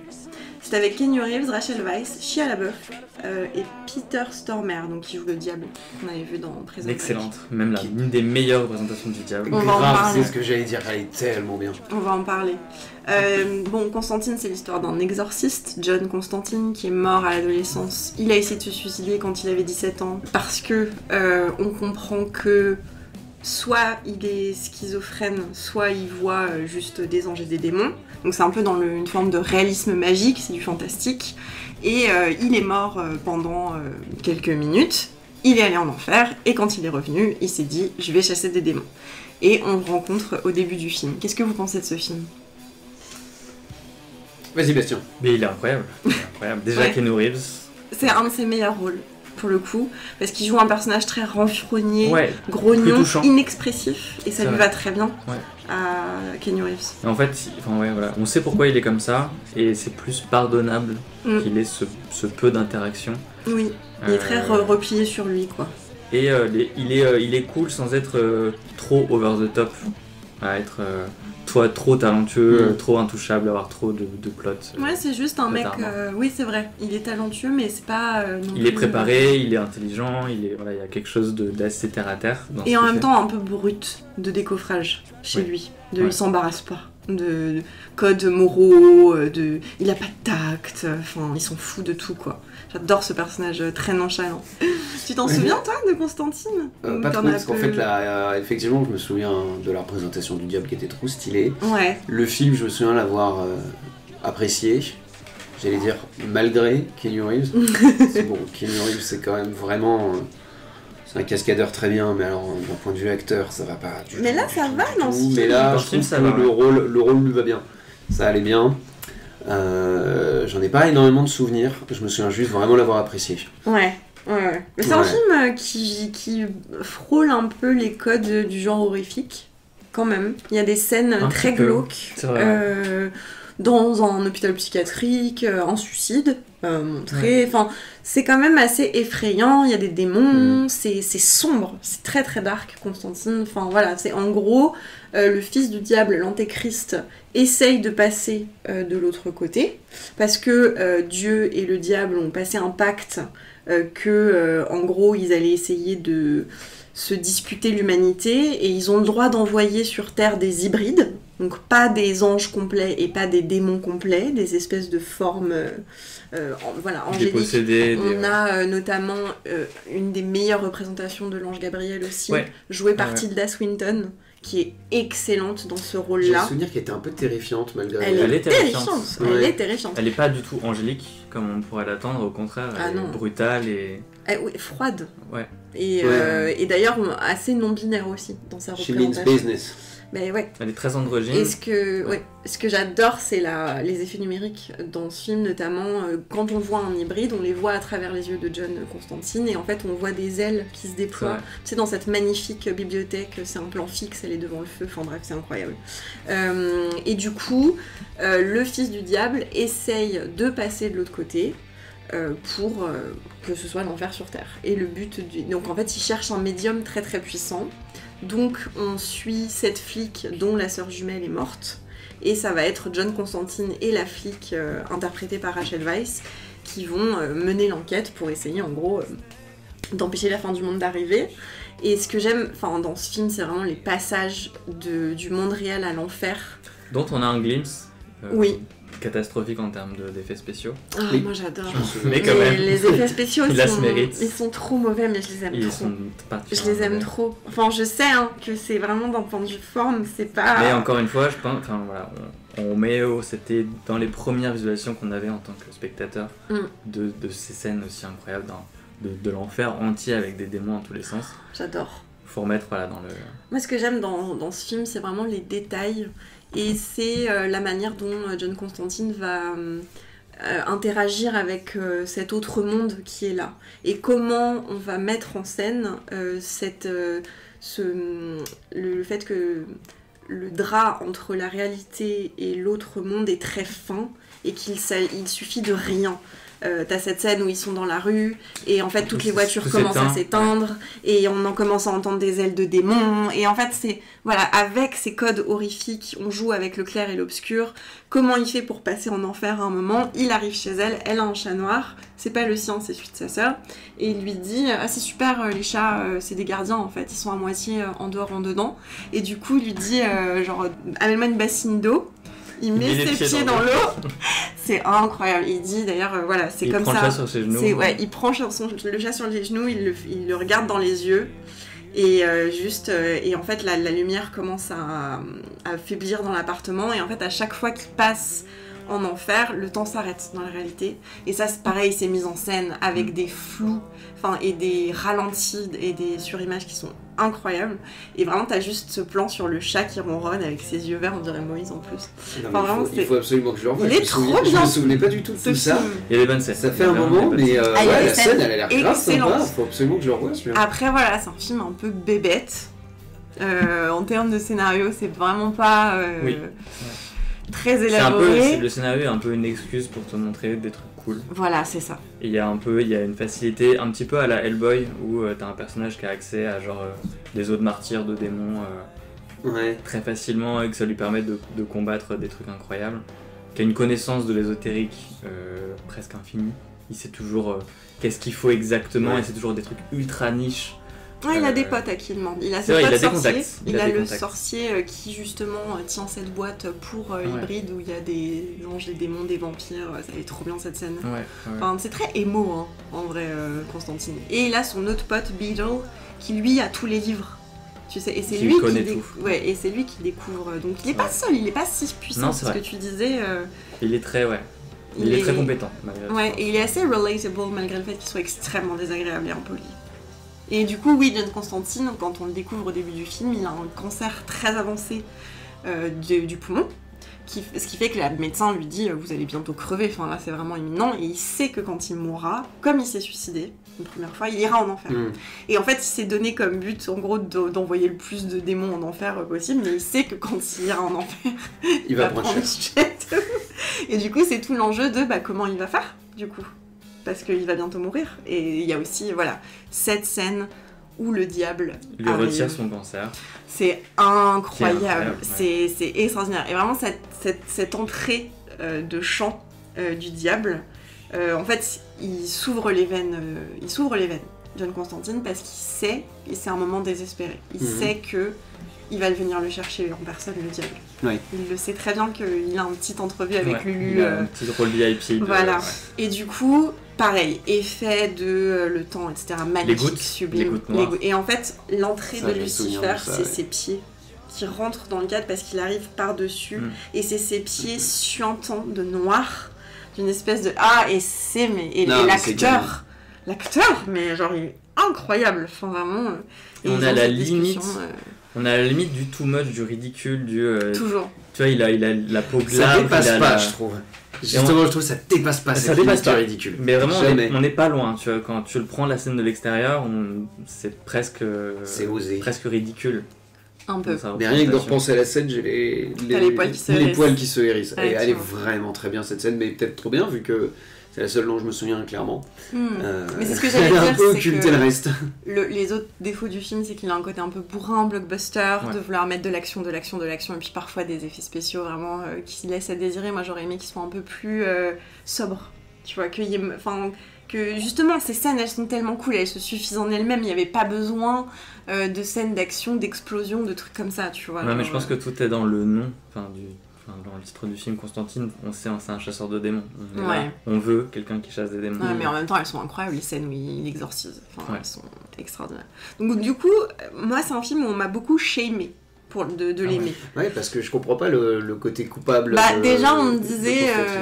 je pense que c'était... Je les regardais, j'avais 16 ans, quoi, et on me disait, t'aimes des trucs glauques et tout. Tu sais, c'est genre... tu sais, c'est un peu... On m'a un peu shamé pour aimer les films d'horreur et des trucs comme ça, et du coup ça rentrait un peu dans cette case-là. Et après mais c'est un film débile de bourrin, parce qu'en même temps c'est un film qui a été détesté par la critique quand il est sorti. Et moins par la suite. Il s'en est pris plein la gueule, il a eu une renaissance, notamment avec l'ère YouTube, où t'as des youtubeurs ciné qui s'y sont intéressés et qui ont fait « mais Constantine, c'est vraiment bien !» Mais moi, je pense que j'ai eu aussi beaucoup cette culpabilisation extérieure qui a fait que je modulais un peu mon amour pour ce film, alors que c'est quand même un de mes films préférés et que je le trouve extra, tu vois. Je pense que le coupable, il baisse beaucoup quand tu le compares à un film comme Van Helsing. Ouais. Où là, t'es vraiment sur un AV complet. C'est vraiment. Et du coup, Constantine, tu vois plus ses qualités quand tu le compares au même genre. Bien sûr. Chasseur de démons, chasseur de vampires. Non, mais complètement. Faudrait comparer Van Helsing à Gentleman Extraordinaire aussi. C'est le même style, c'est un peu la même période, si je me souviens bien. Je pense que je préfère les Gentlemen Extraordinaires à Van Helsing. Je pense que tout le monde préfère tout à Van Helsing. Ouais. Quand je me dis, genre vraiment Van Helsing, je l'ai vu, j'étais tout petit, quand t'as pas encore justement ton goût pour le cinéma qui s'est développé, je me souviens déjà à l'époque, mais dit que c'était vraiment une catastrophe. Mais en plus, c'est, comment dire, c'est genre objectivement détesté par tout le monde, Van Helsing, non ? Je crois bien, oui. Non, il y a toujours des valeureux défenseurs. Tu trouves toujours quelqu'un de suffisamment... Non, mais il y a quelques trucs cool quand même, tu vois. Il y a des monstres qui sont chouettes visuellement. Il y a tout ce côté du personnage qui va gear up, tu vois, qui s'équipe de trucs incroyables pour combattre. Enfin, donc t'as quand même un kiff, tu vois. C'est vrai qu'il y avait ce petit côté de James Bond un peu. Ouais, très James Bond, c'est vrai. Il va voir son valet, son majordome, qui lui donne une mitraillette incroyable, une croix qui fait ça. L'arbalète mitraillette à carreaux d'argent. C'est médiéval et c'est gadgetesque. Tout a des ressorts et des trucs activables. Un peu la Ligue des Gentlemen finalement. C'est un peu le même. Un peu moins. Il y a moins ce gear up dans. Il y a moins ce build-up de. On a accès. En fait, dans la Ligue des Gentlemen Extraordinaires, ils ont accès à tout très vite parce que le capitaine Nemo est infiniment riche. Il a une armée entière, il a un sous-marin. Donc en fait, ils ont accès à tout. Oui. Et c'est vraiment que leur compétence qui fait le sel du film. Ouais. On passe au prochain. Allez. Indiana Jones et le royaume du crâne de cristal. Yes. Alors, sorti en 2008, que je n'avais jamais vu jusqu'à cette semaine. Mais comme tous les deux, vous m'aviez dit que, en gros, vous souhaitiez que ce film soit dans la liste, je l'ai vu. Donc, de Steven Spielberg avec Harrison Ford, Cate Blanchett et Shia LaBeouf. Allez-y, parlez-moi de ce film. J'adore. On est sur un Harrison Ford qui a quand même bien roulé sa bosse au moment de ce film. Mais moi c'était trop bizarre parce que je m'attendais à voir Harrison Ford de 70 ans. Mais oui. Et là j'étais choquée de voir Harrison Ford à 50 ans. Tu vois, j'étais en mode ah putain. Et on y croit. C'est pas si déconnant. Bref, désolé, je t'ai coupé. Alors il fait toujours fantasmer la ménagère. Clairement, il est beau gosse de ouf, il est incroyable, il frappe des nazis. On est là pour ça. C'est vrai. Des communistes. Voilà. Les méchants. C'est vrai, c'est pas des nazis. C'est des soviétiques. D'un côté ou de l'autre, il tape dessus. Il leur met une droite à un moment donné. Il se fait capturer juste au moment où il a trouvé la réponse à l'énigme infinie de sa vie. Comme d'habitude. Et par contre, ça part en vrille totale. Où le dernier tiers du film, d'un coup, on change de registre complet. Non, mais c'est dès le début pour le coup. Moi, je suis pas d'accord avec ça. Franchement, alors, à la fin, vraiment, on est sur... En fait, c'est dès le début, les extraterrestres. C'est dès la première scène. En fait, c'est dès qu'ils trouvent... Il y a des extraterrestres dès le début ? Mais bien, en fait, dès qu'ils trouvent... Le crâne ? Ils sont dans cet entrepôt immense. Ouais, là où il y a l'Arche d'Alliance. Là où il y a... Voilà. Et en fait, ils sortent... Donc déjà, comment ils trouvent le caisse dans laquelle... C'est le magnétisme. C'est le magnétisme. Elle était trop cool. Où ils prennent les plombs des fusils. C'est trop cool. Et du coup, ils l'ouvrent. Et en fait, ça fait science-fiction. Ça fait vaisseau spatial et ça fait extraterrestre. Le tissu qui est utilisé autour du cadavre de l'extraterrestre, c'est un cadavre d'extraterrestre. Enfin, ça se voit tout de suite. Et ensuite, tous les indices dans chaque endroit qui les mènent à la fin, t'as des trucs qui disent que c'est des extraterrestres. Genre, même le personnage qui les cherche, il sait qu'il cherche les extraterrestres, tout le monde le sait. Genre, c'est pas une surprise. Enfin, genre, ou alors c'est moi qui fais attention aux détails, je sais pas. C'était une surprise pour le fan d'Indiana Jones qui espérait jusqu'au bout que Steven Spielberg ait calmé un petit peu son désir de foutre des extraterrestres partout. Mais non, mais à la fin, c'est t'as quand même une évident. soucoupe qui décolle. Mais oui, mais on l'attendait. Oui, mais dans la licence Indiana Jones, c'est inédit d'avoir un truc aussi science-fiction. C'est déjà... Ouais, mais c'est déjà... Alors, c'était pas science-fiction, c'était plus réalisme magique pour moi. Bah justement. Indiana Jones. Au début, c'est vrai on que s'attend normalement plutôt à ça. Tu vois, il va marcher dans le vide. On sait pas si... Tu sais, il y a toujours ce jeu de... Est-ce que c'est vraiment un truc de mystère, il comprend pas ce qui se passe, ou est-ce que c'est vraiment un truc surnaturel. Alors que là, on est vraiment... surnaturel, c'est parti. Bah ouais, mais pour moi ça... Je vous trouve dur. Je vous trouve vraiment dur. Comment? J'adore ce film, je trouve que c'est un excellent film et un très bon Indiana Jones et je vais l'assumer complètement. Je vais l'assumer complètement. Et pardon. Ouais, c'est Mathilde qui me fait les gros yeux parce que je tape sur la table. Moi, je me rappelle d'un épisode de South Park, je vais commencer là-dessus. Il y a un épisode de South Park où toute la nation, pendant toutes les péripéties de l'épisode, tu comprends que toute la nation est en deuil. De manière terrible. Et à la fin, tu comprends qu'ils sont en deuil parce qu'ils considèrent que Spielberg a tué Indiana Jones. Okay. Et ils font référence à ce film-là. Et tout à la fin, il y a le personnage de Butters, qui est le petit un peu niais, un petit peu souffre-douleur de la classe, qui dit genre Moi je comprends pas, moi j'ai bien aimé le film. Et bah moi je suis Butters, vous voyez. Ok. J'ai trouvé que c'était un excellent Indiana Jones, du début à la quasi-fin. Ok. Quasi-fin, quand même. À quasi-fin. Un aveu déjà. Un début d'aveu. Déjà il y a Shia LaBeouf. Il est irritant. Il est pas terrible. Il est irritant. Je m'en fiche, je l'adore. Qu'est-ce que t'as avec Shia Je LaBeouf? sais pas, il a une tête rigolote. Alors, Il a un truc, tu le regardes, t'as envie de partir à l'aventure. Moi j'ai envie de sais le pas pourquoi. frapper au visage. j'aime bien l'acteur, mais j'aime pas comment il joue dans ce film. Ni dans les Transformers d'ailleurs. Ah mais moi j'aime bien parce qu'il cabotine. Il cabotine. Ah ouais, c'est vrai qu'il en fait il va des caisses. too much et j'adore ça. Il en fait vraiment des casses. Et c'est pour ça aussi que je l'aime bien dans Transformers.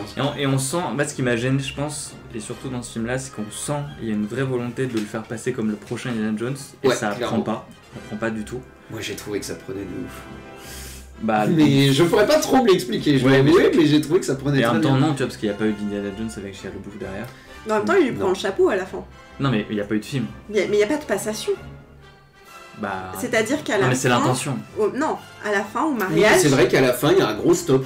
En fait, Mais ça va se demander s'ils ont pas rajouté la scène au dernier moment. il y a le chapeau, pour nos auditeurs, le chapeau iconique d'Indiana Jones d'ailleurs, qui est très bien mis en scène, même si c'est des grosses ficelles au tout début du film, où en fait on a ce plan sur une voiture avec donc le chapeau qui glisse, on a de la brume, enfin voilà, c'est un plan Spielbergien. Ce qui est bien avec Spielberg, c'est que même si tu t'ennuies dans son film, c'est du Spielberg, donc c'est beau et c'est bien mis en scène. Et en fait, du coup, tu vois son ombre qui se penche pour ramasser le chapeau et qui le met sur sa tête. Son ombre qui est iconique. Voilà, qui est iconique avec les notes iconiques de son thème. Et toute dernière scène, il se marie avec Marion. Et en fait, le chapeau volette sur le sol, sur le chemin vers l'hôtel. Et Shia LaBeouf le ramasse, va le mettre sur sa tête. Et la main de Indiana Jones entre dans le champ, hop, ça coupe. Et c'est Indiana Jones qui le met sur sa tête. En gros, et il lui fait non, de la main. Ouais, mais ça fait... Il n'y a pas de passation. Ça fait un petit peu scène rajoutée au dernier moment parce qu'on s'est rendu compte que Shia LaBeouf allait pas signer pour un autre film ou je ne sais pas. Tu crois ? Mais ceci dit, pour en revenir vraiment à Indiana Jones, moi je trouve que c'est un excellent Indiana Jones. Le contexte est hyper bien défini dès le début avec les gens qui font des courses dans le désert avec de la musique rockabilly et des voitures en road, machin. Je trouve ça super cool. Ça évoque tout de suite, c'était la bonne époque. Ah ouais, mais moi ça m'avait marqué parce que t'es calé direct dans le contexte. T'as des jeunes qui font des conneries sur une voiture au milieu du désert, t'es là en mode ok, c'est Nevada, il y a du rock, c'est les années 50. Voilà, tu te cales le contexte tout de suite, t'arrives effectivement dans l'entrepôt avec les soviétiques, donc bon, années 50, il n'y a plus de nazis, en tout cas ils sont pas au pouvoir, et t'as les soviétiques qui font des super bons méchants. Tu vois Kate Blanchett, tu la vois arriver, tu vois à sa gueule qu'elle s'appelle Irina. Genre vraiment ça se voit, genre à sa coupe de cheveux, à son maquillage, elle s'appelle Irina, tu vois, et c'est une russe qui n'est pas commode. Voilà, mais moi je trouve que ça marche hyper bien comme méchant. Il y a plein de scènes que je trouve excellentes. Moi j'ai notamment cette scène avec une course-poursuite en moto dans les couloirs de... Alors je sais plus si c'est Harvard ou... bref, moi je l'ai trouvé hyper bien rythmé, hyper fun. C'était du grand Indiana Jones. Après il y a la scène de course-poursuite dans la jungle, là où il passe de liane à liane. Non, je l'ai trouvé super sympa. Non, alors elle est moche, mais je la trouve super cool. Non, on va s'arrêter tout de suite. Et on va parler de cette scène. Et on va parler de cette scène parce que vraiment, moi j'ai beaucoup de choses à dire sur cette scène. J'ai beaucoup de choses à dire. Ça n'est pas possible. Je n'accepte pas cette scène. Elle n'est pas possible. C'est-à-dire que donc du coup tu as les deux voitures lancées à pleine vitesse et tu as les deux protagonistes, donc Irina et Shia LaBeouf, qui se battent à l'épée sur le toit des voitures alors que les voitures... Ça trop cool. Non mais déjà les effets numériques sont dégueulasses. Ça par contre c'est très vrai. Ignoble et c'est une honte même pour les années 2000. Ça c'est très moche. Et en plus genre combat nul à l'épée, nul à chier. Oh trop drôle. Shia LaBeouf se prend des arbres dans les couilles. Genre vraiment il y a ce plan et ils nous le mettent 2 fois des couilles de Shia LaBeouf qui se font fouetter par les arbres. Genre vraiment. Je crois que mon esprit a volontairement occulté le fait qu'il y ait 2 fois ce passage-là. Je suis vraiment pas d'accord avec ça. Et ensuite, donc, Shia LaBeouf se trouve à être séparé du reste du groupe. Et on a cette scène, mais là, on n'est plus dans Indiana Jones, on est dans Tarzan. Donc il est tout seul dans les arbres. Et t'as les petits singes. Et là, t'as une musique type Disney. qui retentit. En mode nanana. Et il commence à fusionner avec les singes, tu sais pas pourquoi. Et il commence à se dire oh. Et en plus, tu sais, c'est vraiment genre, il faut monter la scène en tension parce qu'ils le coupent et ils remettent des inters d'autres scènes. Et il est en mode oh, mais je vais faire comme les singes, oh waouh. Et il commence à faire Tarzan sur des lianes avec les singes. Mais ça n'est pas Mais possible. moi, ça me dérange pas. Pour moi, ça fait partie d'Indiana Jones, des moments un petit peu débiles comme ça. Et comme ça, il arrive à rattraper deux voitures lancées à 70 km/h. Je crois pas, non. 70 Bah, franchement. T'avais une idée sur le compteur de vitesse? Ouais. Ah ouais, bah non, parce qu'ils sont en miles là. Et bref, il arrive sur la voiture et là, moment Disney-esque par excellence, genre les singes attaquent les communistes. Ouais. Genre, quoi? Parce qu'ils ont communié avec... Parce que exactement, parce qu'ils ont communié avec... Non, je suis pas d'accord. C'est trop, genre, vraiment, non, mais évidemment, c'est too much, mais pour moi, le Indiana Jones, ça a toujours été un peu too much. Ouais. T'as toujours des moments un peu comiques, comme ça, un petit peu... Alors, moi, j'ai trouvé que ça rentrait bien. Le potage, carrément. Toujours, dans tous les Indiana Jones, il y a toujours des scènes un peu... Ok, tu souffles un peu du nez. Ouais. Mais là, c'était vraiment too much. Non, c'est pas possible. Non, là, c'est digne de Fast and Furious. Là, vraiment, on n'y croyait plus, en fait. C'était rafraîchissant. J'adore, moi. J'adore. Mais bon, après, effectivement, j'avais peut-être un petit peu oublié les coucougnettes de Shia LaBeouf. Mais non, je le trouve bien. Je trouve que les gens ont tendance à beaucoup le juger pour 3 scènes. La scène du frigo du début. Ah, que j'ai beaucoup aimé. Moi, j'ai trouvé très sympa. Moi, celle-là, je la trouve géniale. Elle est géniale, cette scène. Que je trouve très sympa, mais c'est vrai que tout le monde te dit oh, mais c'est débile, normalement il serait mort. Oui, ok, bon, suspends ton incrédulité, c'est Indiana Jones. Enfin, il survit à tout, tu vois. Pour remettre du contexte, Indiana Jones se rend compte qu'il est sur une zone, donc c'est sur des zones militaires au Nevada, et qu'en fait c'est une zone qui va se faire bomber. Ouais, c'est des villages tests de bombes nucléaires. Il est dans un village test et au début il comprend pas, il voit les mannequins et nous on découvre en même temps que lui cet endroit très étrange, meublé années 50 et en fait il a une annonce qui dit attention, test dans 1 minute et genre ça, et c'est incroyable. Elle est trop cool, il y a de la pression dans cette scène, elle est géniale. Mais t'as des scènes pour le coup qui sont extraordinaires. Et puis ça te cale, voilà, ça fait partie de cette scène qui te cale hyper bien le contexte. Bon, il était déjà calé le contexte, mais là tu le comprends un petit peu plus différemment, tu le vis un peu mieux, tu vois. Je sais pas, j'ai trouvé ça génial. Donc il y a cette scène-là qui fait beaucoup grincer des dents. Il y a la scène effectivement d'Eliane, même si là je comprends un petit peu plus. Et bien que je la défende. Et la scène finale où la méchante se fait aspirer. Où là, je dois avouer que j'ai trouvé ça très mauvais. J'avais envie de dire Spielberg, tu fais chier. Pourquoi tu nous as encore foutu des aliens? Ça, on s'en fout des aliens. Mais parce que c'est Spielberg. Steven, s'en fout des aliens. Mais c'est sa vie les aliens. Mais je sais. Ouais. Mais bon. En fait, ce qui est étonnant, c'est qu'on a un Super 8 qui est tourné de nuit. Où on voit très peu les aliens, on y croit du coup. J'ai aucun souvenir de ce film. Qui était génial. Pourtant j'ai vu au ciné, j'ai aucun Super 8. Ouais. Super 8. Super 8. Sorti dans les années 2000. Et là on te montre vraiment de la vieille FX nulle d'aliens. Ah oui, pour le coup, ouais, les effets numériques sont très mauvais encore une fois pendant cette scène. Et ça te sort, à la fin, moi je suis sorti du film complètement et j'étais plus là. Comme moi la toute fin elle m'a déçu aussi, ouais. Mais bon. Et du coup, sur l'échelle du plaisir et du coupable? Un petit 5 pour le plaisir. Ok. Je sais pas si j'ai beaucoup de plaisir à regarder ici. Moins que les autres Indiana Jones. Vous êtes des monstres. Ouais. Des monstres. Non, il est trop cool. Moi, j'avoue, niveau plaisir, un petit 7-8. Ouais. Ah, j'adore. Ah ouais. J'ai vraiment adoré. Niveau culpabilité, je dirais un 5. Non, ça va. J'ai pas trop de mal à assumer que j'aime bien ce film. Ok. Beaucoup plus que le dernier Indiana Jones dont on ne parle pas. Ouais, je ne l'ai pas vu. Non, catastrophe. Aucune. Et toi, sur l'échelle de la culpabilité? Ben, du coup, je sais pas si je suis très. Comme j'ai peu de plaisir à le voir, j'ai un petit culpabilité de 3-4. Ok. Ça marche. Et toi, Mathilde? Moi, sur l'échelle du plaisir, on est à 3. T'as pas compris le film. T'as pas compris. Vraiment, mais c'était bien, hein. C'était un soir où c'était très bien que je déconnecte mon cerveau, c'était parfait. Mais j'étais pas particulièrement contente de l'avoir vu. Et du coup, le coupable? Bah, j'ai pas de plaisir, donc j'ai pas de culpabilité, tu vois. Bon, mais je pense que c'est pas nécessaire que tu me réinvites. Je vous trouve... Waouh. Je suis choqué. Je croyais que t'aimais être avec des gens qui sont pas d'accord avec toi. Oui, j'adore. Mais voilà. Mais là, vous êtes dur.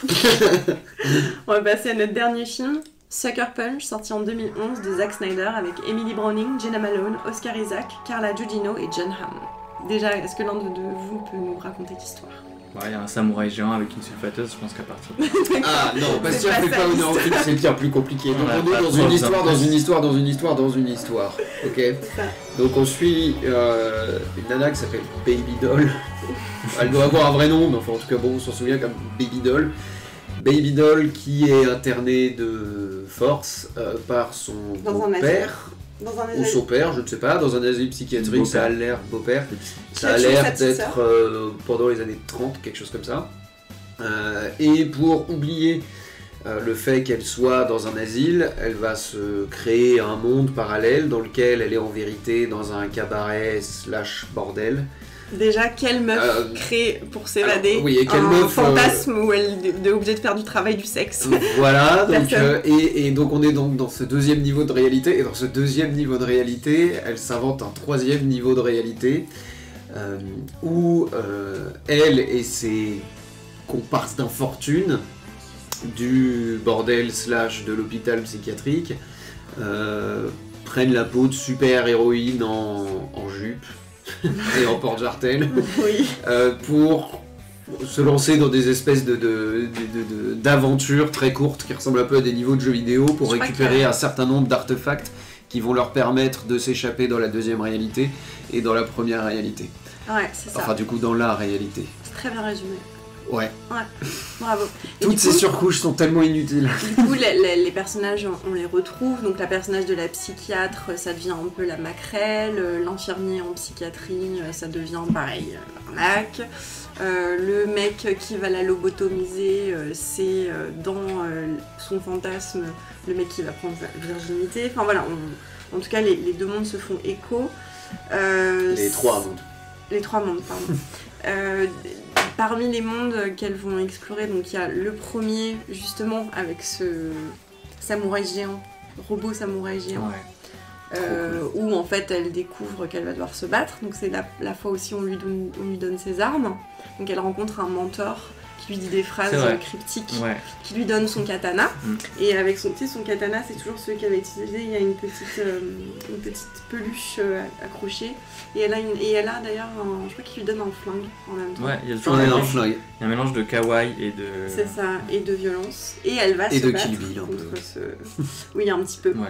Le deuxième monde, c'est... Après il est pas si cryptique que ça. Hein. Quand il lui donne les armes, il lui dit ne signe pas avec ta bouche un chèque que tu ne peux pas encaisser avec ton cul. Non, c'est pas à ce C'est moment-là. quand même, je sais plus, mais c'est un truc comme ça. Et t'es là, en mode, waouh, c'est vulgaire, ça veut rien dire, ça n'a aucun intérêt. If you don't stand for something, you'll fall for anything. Enfin, tu vois, c'est vraiment les phrases de la ménagère qu'elle met sur Facebook, tu vois, genre en mode waouh, trop inspirant. Tu vois, c'est des phrases comme ça. C'est un peu ça, ouais. Qui lui dit. Le deuxième monde, c'est des nazis zombies. Et c'est la guerre des tranchées. Ah ouais. C'est trop cool. Ouais. C'est trop Tout est cool. trop cool. La guerre des tranchées avec des nazis zombies et des mechas kawaii. Ouais, Il y a un un mecha kawaii. bunny. Ouais, le exact. mecha bunny qui Ouais. ressemble un peu à DV8 pour ceux qui jouent à Overwatch, si vous nous écoutez. Mais c'est trop cool. Moi j'ai adoré ça. Le troisième monde, c'est complètement Donjons et Dragons. Elles doivent récupérer un... C'est Donjons et Dragons, mais ils dragon. débarquent dans le monde dans un bombardier de la Seconde Guerre mondiale. Ouais. C'est trop stylé Et le pour aller récupérer l'œuf du dragon. C'est ça. Et le quatrième monde, donc elles se battent contre des espèces de gobelins orques bizarres. Ouais. Et le quatrième, elles se battent contre des robots. Donc voilà, c'est vraiment le film qui fait appel à tous les univers visuels qu'on adore, en fait. Qui te fait kiffer. C'est Du ça, début à la c'est fin, du kiff visuel. C'est C'est vraiment... si t'as un côté nerd, tu vas... Enfin, c'est pour toi. Ce film est pour toi. C'est Ready Player One, on te donne tout ce que t'as toujours En kiffé. mieux. Et... C'est du Ready Player One, mais il va suffisamment plus loin. Ouais. En termes d'enjeux, notamment, Oui, parce que qu'il même y a- s'il y a les trois mondes, les machins, les trucs, ça c'est assez fouillon, honnêtement, c'était peut-être pas très nécessaire, mais tu comprends que dans leurs petites aventures, en fait, si elles meurent dans la Dans la deuxième vie. réalité, et donc dans la première réalité, et donc dans la réalité tout court. C'est ça. Et du coup, ça rajoute de l'enjeu, là où t'as pas trop ça dans Ready Player One, vrai. je trouve. Et puis la bande-son, quoi. Elle est incroyable. La bande-son, c'est du Björk. Il y a beaucoup de C'est remix du en Björk fait. remixé un peu. Il y a un morceau de Queen remixé avec du rap, I Want It All, qui est vraiment Que je trouve très pas bon. si mal, avec la scène où il y a le pimp. Oui, c'est le maire. C'est le maire, le maire qui vient au bordel justement. Qui vient au bordel avec cette scène. Mais qui est ultra...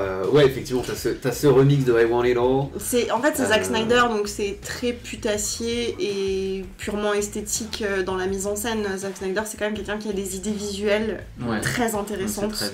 C'est quelqu'un... on aime ou on n'aime pas, donc il a fait 300, Watchmen... Bon, des trucs très mauvais comme Batman vs Superman et des trucs comme ça, quoi.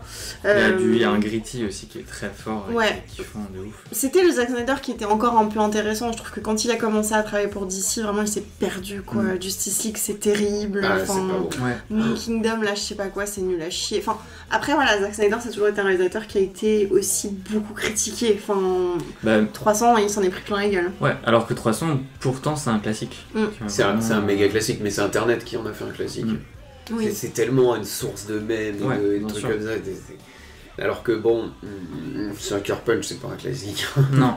Sucker Punch, mais Sucker Punch, il souffre aussi d'un scénario qui est très bancal parce qu'il y a plein d'interprétations possibles. Aucune des interprétations ne fonctionne.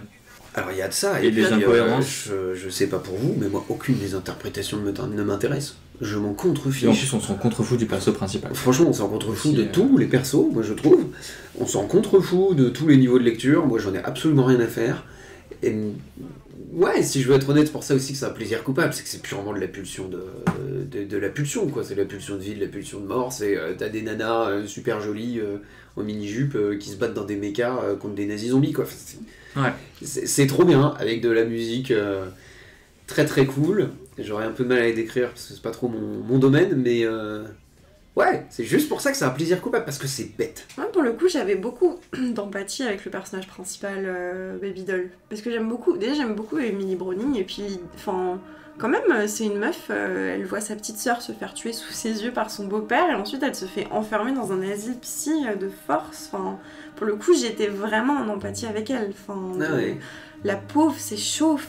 Ouais, mais je la trouve un peu creuse dans son interprétation, ou en tout cas dans ce je la trouve bien, moi. Je la trouve charismatique, je la trouve juste.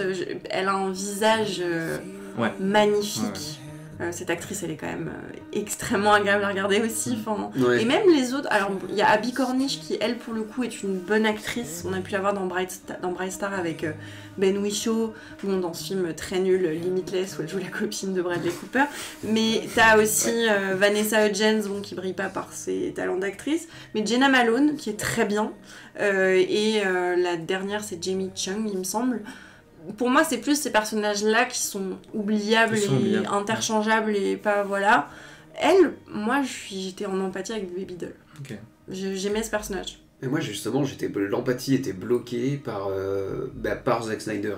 Comment dire ? C'est-à-dire que il y a une direction artistique qui est quand même très particulière.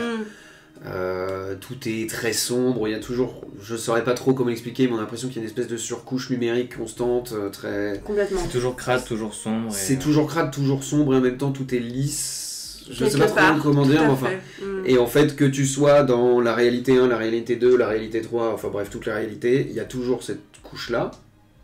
Et ce qui fait que moi j'y crois pas, à aucun moment je me dis...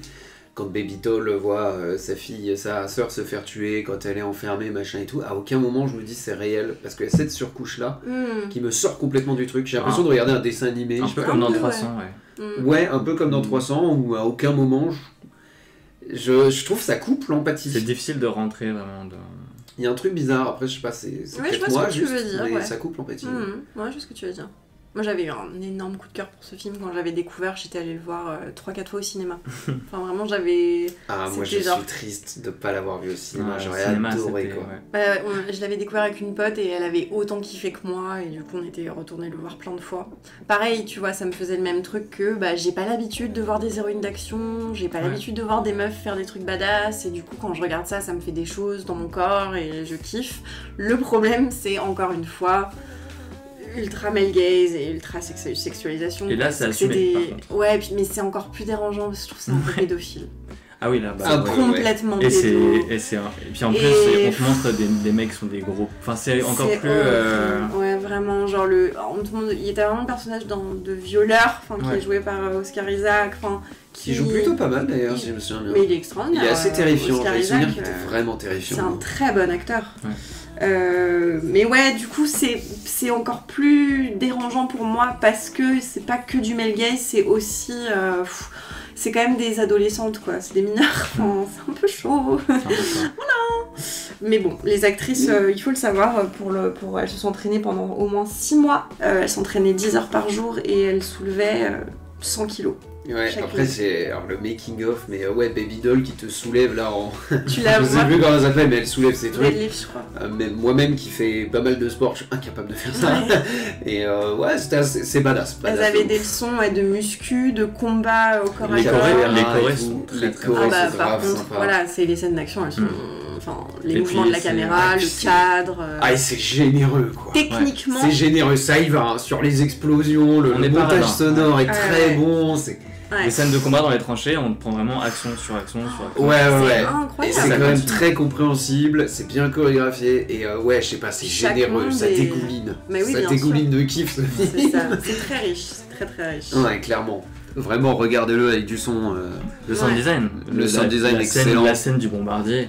Le sound design est incroyable. Elle est trop stylée. Il balance des barriques pour faire exploser des trucs. Non, c'est trop cool. Ça fait très longtemps que je l'ai pas vu, ça me donne envie de le revoir là. Ouais, moi aussi. À voir clairement sur grand écran avec du son très fort. Si tu peux. Il faut, dans la mesure du possible, aller chercher de la saturation sensorielle. Comme pour Mad Max Fury Road. Comme pour Mad Max Fury Road, qui ne peut être regardé que comme ça. Et du coup, sur l'échelle du plaisir et du coupable, on est où ? Un gros plaisir, hein. Un 7-8, un bon 7-8. Ouais, j'allais dire ça aussi. Pareil, moi même je dirais aujourd'hui, 9 ans. Tu vois, même aujourd'hui, avec notre recul visuel de comment s'est habitué aux effets spéciaux, aux costumes et tout, même aujourd'hui, je trouve qu'il vieillit bien. Ouais, moi je dirais niveau plaisir, un petit 9. Ouais. Et alors, effectivement, moi je le regarde toujours, parce qu'il faut savoir que quand j'arrive pas à me motiver pour aller faire du sport, je regarde soit des bouts de Pacific Rim, soit de Mad Max Fury Road, soit de Sucker Punch, et ça me testostérone complètement, et après je vais faire du sport. Okay. Donc gros plaisir. Après, niveau culpabilité, j'avoue, pas tant. J'ai un petit 4, tu vois, j'ai aucun problème, j'assume complètement le fait que j'aime beaucoup ce film. Je suis tout à fait prêt à le défendre. Malgré le fait qu'il sexualise des jeunes filles. Malgré le fait qu'il sexualise des jeunes filles, parce que je m'en fous. Il est généreux en action. Ouais. Il est tellement généreux que j'adore. Et toi ? Moi, un bon 6-7 en culpabilité quand même. Il y a la sexualisation qui est un peu problématique, il y a le scénario qui est archi bancal, qui est quand même un peu problématique aussi. Et il y a un peu un rythme qui est un peu... qui est parfois un peu lent, qui est parfois t'es un peu malmené dans le film. Il est un peu bâtard, Ok. Moi, culpabilité, je pense pareil. Enfin, pareil que le plaisir 8. Voilà, mais c'est différent, je suis une meuf. Mais non, mais je sais. Genre, je peux pas... voilà, on n'est pas pareil. Ok, écoutez, merci beaucoup d'avoir participé. Merci à tous les deux. Merci à toi. J'espère que ça vous a plu. Ouais, de ouf. Et on se retrouvera pour de prochaines aventures. Salut tout le monde. Bye. Bye.